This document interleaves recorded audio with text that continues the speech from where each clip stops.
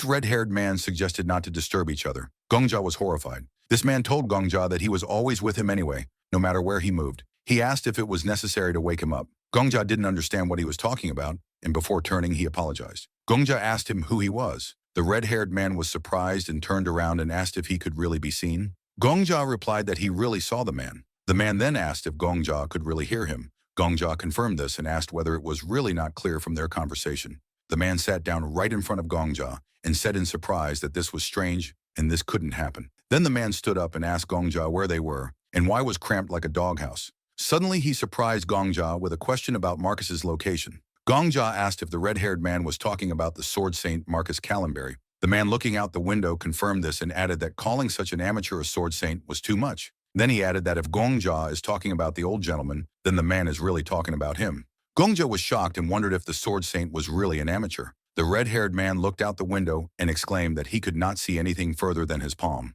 Gong-ja read the description of the skill and realized that this man came from another world, which means that he is a ghost. Gong-ja turned to him and asked if by chance this man was the spirit of the rear of the sword saint. The red-haired man turned around and confirmed it. Gong-ja apologized to him and said with horror that he seemed to have copied him. The red-haired man was stunned and immediately began to scream. He asked in fear whether Gong-ja could not return him to his grandfather. The man started shouting that since Gong-ja copied him with his skill, then he should be able to cancel. He didn't want to accept that this skill couldn't be undone. Gong-ja held his head and screamed in horror that he did not dispose of this as he wished. The man climbed onto the ceiling and sitting on it began to shout that Marcus Calenberry's teacher was kidnapped by such an incompetent. Gong-ja was horrified and asked if the man could stop crying upside down because Gong-ja's heart was about to jump out. The man said that this was a disaster and Marcus was to blame for this because he should not have neglected his dear teacher. He started talking about how many times he told Marcus that teachers should be appreciated in case something like this happened. Gong-ja was still scared and asked to live quietly and peacefully. However, the man exclaimed that he had been dead for a long time. Then Gong-ja calmly said that this man should die quietly and peacefully. The man began to shout at him and say that Gong-ja was cursing the dishonest ghost and again driving him to the next world.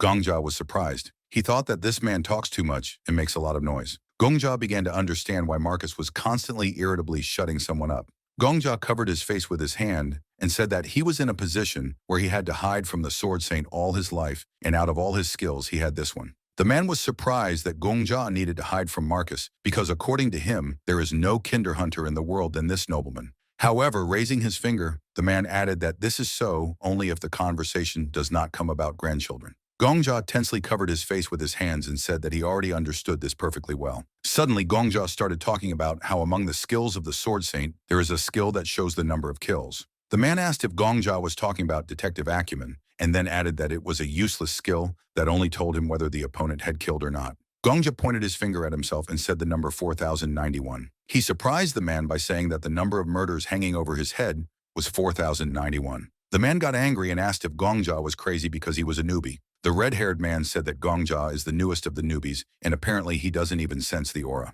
He asked Gong-ja how a shot like this could kill 4091 people. Gong-ja replied that he didn't kill that much. In fact, he only killed one person who would become a villain in the future. According to Gong-ja, 4090 is the number of times he killed himself. Gong-ja revealed that he was reincarnated to kill a man from the future 11 years later. He also said that he has an ability that copies one of the skills of the opponent who killed him the moment the opponent killed Gong-ja. Gong-ja copied his rebirth skill, so even if Gong-ja dies, he only goes back a day. The red-haired man was stunned as he listened to Gong-ja talk about how his body had become immortal. Gong-ja said that he wanted to take revenge on him, but he was number one in the rank of their world. Besides, as long as he had the rebirth skill, Gong-ja could not kill him. Therefore, Gong-ja went to a time when his opponent had not yet acquired the skill. The man asked if Gong-ja had gone back in time to take revenge on one person. While Gong-ja sat with his head bowed, the man asked in surprise that Gong-ja had really gone back, having committed suicide so many times to go back 11 years. They sat opposite each other, an awkward silence between them. The red-haired man approached and asked Gong-ja what his name was. The man pointed his finger at Gong-ja and asked him why he chose this grandfather. The red-haired man really couldn't understand why Gong-ja decided to copy Marcus' skill in the first place. Gong-ja immediately replied that Marcus is the #1 hunter of this generation. Besides, it is better to immediately collect the skills of strong people, so Gong-ja himself will become stronger, much faster. The man closed one eye and said suspiciously that Gong-ja answered his question so honestly. He asked if it was because the skill card said that no one except Gong-ja would notice this man, so no one else would know about it. Gong-ja put his hand on his neck and said that of course it was. Then suddenly the man ordered Gong-ja to stand up. He began to fly around Gong-ja and evaluate him. According to him, Gong-ja is extremely stubborn, and his physique is not that bad, and he also has a desire for self-improvement. The man flew to the side and began to reason, putting his hand to his chin, while Gong-ja stood in disbelief. Suddenly he flew up to Gong-ja and asked him to show how he catches monsters. And after some time, they were in the forest standing in front of the monsters. Gong-ja asked if it would be enough to catch a couple, to which he received a positive answer. Gong-ja took out a knife and took it to strike. He swung his knife and hit the slug. However, suddenly this monster soared into the air and rushed to attack Gong-ja. It enveloped Gong-ja's body, but Gong-ja was completely unperturbed. He stabbed and stuck his hand out, and then by striking with a knife he was able to defeat the monster. The red-haired man watched this and thought that he had expected this. Looking at Gong-ja, he said that he guessed correctly. Wiping off the mucus, Gong-ja asked him about it. The red-haired man began to talk about how in his past life he was called the King of the Sword. He comes from a completely different world. According to him, a tower appeared there as here, and he climbed floors faster than any of his fellow countrymen. At that moment, Gong-ja thought about the fact that there was a legend that the flame broke through to the 40th floor, and the map said about the 99th floor, which in itself is incredible. The man pointed his finger at himself and said that this is why such things immediately catch the eye of experienced people like him. He talked about the potential of a hunter, which is why he said he wanted to watch Gong-ja hunt. Gong-ja smiled, but he was sad and said that it meant it was in vain. Gong-ja said he had no potential. However, the ghost called his words nonsense. According to him, Gong-ja has potential, incredible potential. Gong-ja was shocked. He grabbed his neck and asked if the ghost was joking. The ghost immediately replied that he was really joking and said that Gong-ja had no talent for martial arts. According to him, Gong-ja has inept movements and an unsuitable physique, and besides, the awakening of an A can only be dreamed of by Gong-ja. However, the ghost said that Gong-ja has another talent that is unique to him. The ghost said that this talent is the complete absence of fear of death. After all, usually people in battle dodge at least a little, but Gong-ja surprisingly went ahead to the end. The ghost said that he believed that Gong-ja, having died 4,000 times, had completely erased this fear. Gong-ja was surprised and asked the ghost if something like that was considered talent. The ghost replied that it was so, because not all talents should be innate. According to him, anyone can find their talent in the process of life, and what is most difficult for a person to achieve is to overcome the fear of death. The ghost pointed his finger at the astonished Gong-ja and said that this was incredible. Gong-ja bowed his head and thought that in his entire life, no one had said anything like that to him, not even himself. He began to remember the past and think that he was simply offended that the flame treated him like an insect. Gong-ja was so offended that he, without thinking at all about the past or the future, died more than 4,000 times. Gong-ja looked at his hands and realized that now dying was his talent. The ghost said he would only ask one thing. He then asked what Gong-ja was thinking about when he was killed by grandfather Marcus Callenberry. Gong-ja looked away. He said he thought how beautiful it was. The ghost suddenly bared his teeth and grinned, and then he laughed with all his might. He exclaimed joyfully several times that this was very interesting. The ghost suddenly started talking about Gong-ja's copying skill and said that since it was a copying skill and not a stealing skill, then grandfather Marcus Callenberry had another ghost as a rear spirit. Then the ghost flew closer to Gong-ja and said that he was very curious who would achieve greater success in hunting, Gong-ja or Marcus. He pointed his finger at himself and said he would help Gong-ja. According to him, he will train Gong-ja so that he will not be inferior to Marcus and will even become much stronger than his grandfather. Gong-ja was very happy to hear this. First of all, the ghost suggested capturing the tower. Some time has passed, and we are transported to the morning of another day. Ghost shouted, "Wake up, Gong-ja! Get out of bed!" Gong-ja groaned and said, 5 more minutes. Ghost yelled, 5 minutes? Maybe right now old man Marcus is conquering the 10th floor, and you want 5 more minutes. Gong-ja muttered, ugh, turns away, covers ears with pillow. Ghost warned, fine, then I'll sing the most beloved song of my homeland. Every time I sang it, 33 soldiers' heads exploded one by one. Gong-ja said angrily, stop, I'm trying to sleep. Ghost asked loudly, do you even know what time it is? Gong-ja shouted, it better be at least 7. He checks phone. 4? It's 4 in the morning? Ghost grinned and said, at 4 a.m., the bugs wake up and start working. And since you're weaker than a bug, you should wake up even earlier. Gong-ja snapped, no, you just can't sleep and now you're torturing me because you're bored. Gong-ja added irritably, and don't pretend the Sword Saint wakes up at 4 because of discipline. He wakes up because you never stop making noise. Ghost screamed, fine, I was bored. That's why I woke you up, but you should thank me. Thanks to me, you get more training time. Ghost ordered, now fall to the ground and bow to me. Right here, Gong-ja threatened. I swear I will kill you. Ghost laughed and said, I'm already dead. You can't kill me, which means it would be easier for him to die himself. He started teasing Gong-ja, saying that he couldn't even die and he was just like a zombie. Ghost added that from now on he is called Gong-ja Zombie. Gong-ja was shocked. Sometime later they were already jogging. While he was running, the ghost flew nearby and said he prefers to teach from the very bottom, but Gong-ja does not have it. Just like that, 3 days flew by unnoticed since he copied the Sword Saint skill from the Sword Saint. During this time, he once again hunted Flame and also diligently avoided colliding with the Sword Saint. The ghost flew nearby and said that he would call Gong-ja's talent an abyss. He ran and was out of breath, but asked the ghost not to interfere. Now he is training according to the schedule, which was personally drawn up by the spirit of the rear. Ghost said happily that he needed special extra classes, and they had to pay for these classes. He happily exclaimed that he would like Gong-ja to win the lottery. There is a guild called the Merchants Association. The head of the guild is a third-ranking hunter nicknamed Merchant Alliance. She has a skill that makes her the only one who can exchange items from the tower with the outside world. Thanks to this skill, a coalition of merchants monopolize the economy inside the tower. Now we see that a man welcomes him to the Association of Merchants, and the only place in Babylon where lotteries are held is also the Association of Merchants. Gong-ja handed the man a piece of paper and said he came to receive his lottery winnings. The man congratulated him and said he had won the lucky lottery of the Merchant Association. While they were talking, the spirit from the rear said irritably that he still couldn't understand why this man was wearing a hat with cat ears. He replied that they say the head of the Merchant Association is a servant of cats. However, the spirit from the rear said that the guild leader was definitely a dirty pervert if he forced a normal person to wear this. Meanwhile, the man at the counter said that if more than 2 years had passed since the purchase of the ticket, it was impossible to receive the winnings. Gong-ja bought this lottery ticket immediately after the appearance of the spirit of the rear. He said that everything is fine because this is a ticket from last week. No matter how he smiled, he thought with horror that the spirit of the rear did not just demand to win the lottery once, but endlessly insisted that he needed capital. The man took the ticket and said he would proceed to verify personal data. The man was shocked after looking at the ticket. He was so shocked because Gong-ja won first place. Everyone suddenly began to discuss this, and he only tilted his head with a slight smile. The spirit of the rear asked if it was really that easy to get money. The man said he checked the number and asked him to wait because he needed to call the person in charge. Meanwhile, the ghost looking around said that at this rate he would be stabbed somewhere in a dark alley. Gong-ja replied that in the future, Flame will also win the lottery thanks to his skill. From his example, he realized something. If we have to hide something, it's definitely not a victory. Then the person in charge approached them.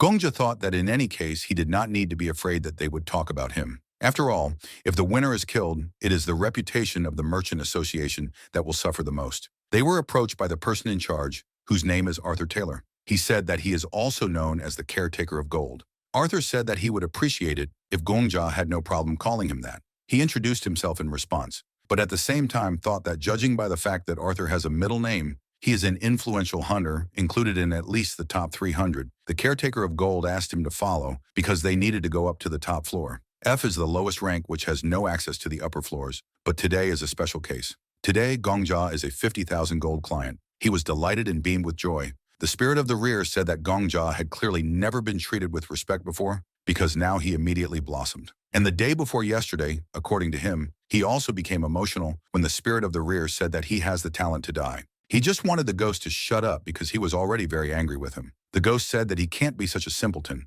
The spirit of the rear added with a crazy look that he should think that he exists only so that people around the world will honor him. Gong-ja with a calm face thought that both Flame and the Sword Saint were all psychopaths, and therefore he would never follow their example. The Caretaker of Gold turned around and asked in surprise if something was wrong. Suddenly he came to his senses and said he was just thinking. The Caretaker of Gold breathed a sigh of relief and said he was afraid that he had accidentally offended him somehow because he turned pale. Gong-ja was delighted and wondered if this was really an angel. Meanwhile, the spirit of the rear was skeptical that he was very easy to penetrate. They approached a door, and the Caretaker of Gold said that this was a VIP audience hall, and here is his first place cash prize for this week. The gold keeper pointed to the table on which the coins lay and said that there were 53,000 gold coins there. He thought that if converted into the currency of his homeland, then this was 5.2 billion won. He was so worried that he was shaking. He thought about how much money this was. Meanwhile, the Caretaker of Gold was saying that he could take everything at once or leave it for safekeeping in the safe of the Merchant Association.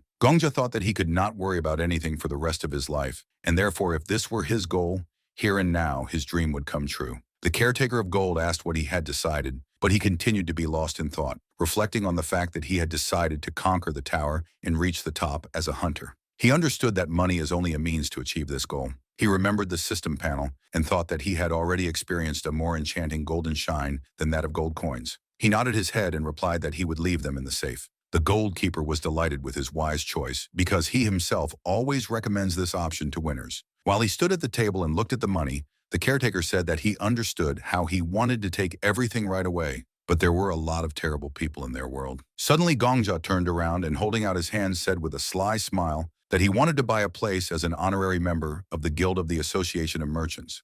Gong-ja said that he would immediately pay for the second-level honorary position, which cost 10,000 gold. Arthur reached into the inner pocket of his jacket and at the same time asked if Gong-ja was a member of another guild. Gong-ja replied, yes. Spirit smiled and said that Gong-ja was thinking better than he expected. Spirit began to explain that a guild was not just a friendly gathering of hunters. According to him, the main reason hunters joined a guild was patronage under the guild's name. Gong-ja was happy about this. He thought that they had a department of hunters and vigilantes, but the rest of the city was lawless. This was easy to understand by how easily Gong-ja was killed by Flame and the Sword Saint. Flame was never a member of any guild and enjoyed personal dominance. He won the lottery twice but never paid protection taxes. The fact that such an influential person refused all major guilds greatly limited them. That's why they tried to poison him. Gong-ja understood that there was no need to quarrel with large guilds and that there was no point in repeating Flame's mistakes. While Arthur was writing something down, Gong-ja asked for something else. He said that he was now living in a cheap one-room apartment and would like Arthur to recommend housing inside the Merchant Association where he could stay temporarily. Gong-ja also asked that if newspapers came to ask about the winner, Arthur must not say the hero's name, but must say that he was an honorary member of the Association of Merchants. Arthur was surprised. Although he didn't like it, he said he would follow it flawlessly. Meanwhile, Spirit smiled. Spirit said that Arthur looked like he was in pain from the obvious simple things Gong-ja said to him. Gong-ja sighed with relief and said their time was so turbulent and he should prepare like this. At the same time, he asked Spirit if it was him who kept tisking and calling Gong-ja a simpleton. Spirit said he didn't remember doing that. Spirit put his hand on Gong-ja's shoulder and said that the hero was doing quite well himself, and therefore he didn't need his diapers changed. Gong-ja replied that if Spirit couldn't speak, he would be much less vile. Spirit smiled and said it was clear Gong-ja was in a good mood. Gong-ja replied that of course he was, because now everything begins. Die 4,000 times and go back 4,000 days. Special privileges of rebirth that Gong-ja couldn't enjoy just by taking revenge on Flame. It was time to use them. They left the building and Spirit reminded him that the main thing in extra training is paying for it. Spirit told Gong-ja that now he had secured his tuition fees and it was time for further action. Gong-ja asked if Spirit meant that he needed to find a normal teacher for extra classes. However, Spirit, pretending not to understand, said the teacher was standing right in front of Gong-ja. He exclaimed that Gong-ja needed reinforcement, a miraculous potion that would enhance his physical abilities, or something like a scroll in which the basics of martial arts were written. Spirit suddenly flew up to him and exclaimed that at Gong-ja's current level, even reading a scroll would not help because he simply would not understand anything. According to Spirit, there was nothing left except miraculous potions, and very good ones at that. Gong-ja asked irritably how good these potions were supposed to be. Spirit thought for a moment and then started talking about the Castle of Alchemy and about the Guild of Doctors and Pharmacists. According to him, they would definitely have something like a miracle potion from the best craftsmen. Gong-ja asked if this wouldn't cost them a pretty penny. Spirit leaned in a little and replied that of course it was so, and he could even tell approximately how much it would cost. He whispered the price into Gong-ja's ear and shocked him. Gong-ja began running after Spirit, shouting that even if he gave all his remaining money, there would only be enough for 4 bottles of this potion. However, Spirit replied that if he received a bulk discount, he would buy 5 bottles. Gong-ja chased after Spirit and asked him to fly slower. Suddenly, Spirit stopped abruptly. Gong-ja irritably asked why he stopped so suddenly, but Spirit was completely serious and ordered Gong-ja to hide. Spirit remembered that he had completely forgotten to mention something. Suddenly, Gong-ja understood everything and was stunned. They were excited because they saw someone. Spirit said that Grandfather Marcus was a regular customer of this store. Gong-ja was angry and asked Spirit how he could forget this. He exclaimed that he asked Spirit to warn him in advance. Suddenly, Marcus stopped. He turned his gaze in Gong-ja's direction. Gong-ja sat behind the trash can, trying not to make a sound. He was terrified and wondered what to do, because if Marcus caught him, it would create a lot of trouble. However, Marcus immediately turned away and moved on. Gong-ja was relieved but still scared. He said it was ironic that he was hiding behind a trash can. Spirit said there was bad news. According to him, the fact that the old man was here today meant he also came to buy a miracle potion. They immediately ran toward the store. Spirit peeked around the corner and was shocked. He started screaming and denying it because he saw Marcus entering the store. Spirit said with regret that they were just a little too late. What especially upset Spirit was that this store was the best. Gong-ja understood that going to the same store as the Sword Saint was too risky. He took out his phone and began checking the current hunter rankings. What he was looking for was not in the top 20. He looked further and realized the top 100 didn't have what he wanted either. He said he wanted to find it at least in the top 300, Spirit didn't understand anything and asked if Gong-ja had really lost all his luck. Gong-ja denied it and said it was the opposite. He put his phone away and said it might cost him almost nothing. Spirit was shocked. Gong-ja turned around and happily said that he could buy potions for mere pennies, because he knew an incredibly good pharmacist. Spirit flew after him and asked if it was just him or if Gong-ja was going deeper and deeper into the wilderness. In that wilderness, people looked at Gong-ja with suspicion, but he continued walking without stopping. Spirit was skeptical about this and asked if a talented pharmacist really lived here. Gong-ja said that this was not just a talented pharmacist because they were going to a real genius. Spirit asked if Gong-ja was lying, because what kind of genius would be forgotten in such a place? Gong-ja was walking when he suddenly heard some old man tisking displeasedly. He assumed this old man was probably following him to rob him, but took him for a madman since Gong-ja was talking to himself and fell off. But at the same time, Gong-ja thought that this old man had no idea how much money he had in his pocket now. Spirit asked again if Gong-ja really knew where he was going. Suddenly, they heard someone talking, and the first thing they heard was someone shouting not to touch the experimental equipment. Gong-ja said that they had indeed come to the right place. Some man shouted that half a year had passed and he needed money. The green-haired girl tried to stop the angry man and said that if he took away all her equipment, she would not even be able to find money for food. He ordered the workers to take everything, but the girl continued to say that she needed a little more time. The man shouted irritably that this week had already once become a month and a month became half a year. He was about to take the cart away, but the girl clung to it, saying she had not finished her mixture. The man managed to unhook her from the cart and she fell to the ground. He turned around and told her bluntly not to make potions anymore. She was left lying on the dirty ground while her equipment was taken away by the men. People said that this store would have closed anyway. Passers-by also discussed that the prices in the store were very expensive. However, the girl exclaimed that it was not expensive at all because she hardly charged more than cost. According to her, in all of Babylon, they would not be able to find the potion anywhere else at that price. Placing her hand on her chest, she exclaimed that they still owed her thanks for trading in such a terrible area. Passers-by got scared and left, calling her hopeless. The girl asked them to buy at least one bottle of her special strength potion since they were here, but they refused. Spirit pointed to the green-haired girl and asked if the genius Gong-ja was talking about was that loser. Gong-ja asked what if it really was her. Spirit was shocked and asked if Gong-ja had even seen her properly. The girl lay crying on the floor with her head bowed. Gong-ja stood in front of her and knelt down, calling her boss. He asked the crying girl if she was still selling. Of course, she replied. She is not some crazy person or a loser. Gong-ja said he wanted to place an order and needed something expensive. She is a pharmacist who will rise to 5th place in rank in the future and become the head of the Alchemy Castle Guild. The girl replied that she could do anything. She stood up, brushed off the dirt, and asked how expensive the item was for him. Gong-ja replied that he thought the order would cost 20,000 gold. She was shocked. Gong-ja wondered why not make connections with people who would become influential, untouchable figures in the future, even before they rise in rank. He thought it was like getting real geese that lay golden eggs. Gong-ja asked her what was wrong with her, and again calling her boss, asked if she would take the order. He decided he would become her favorite client.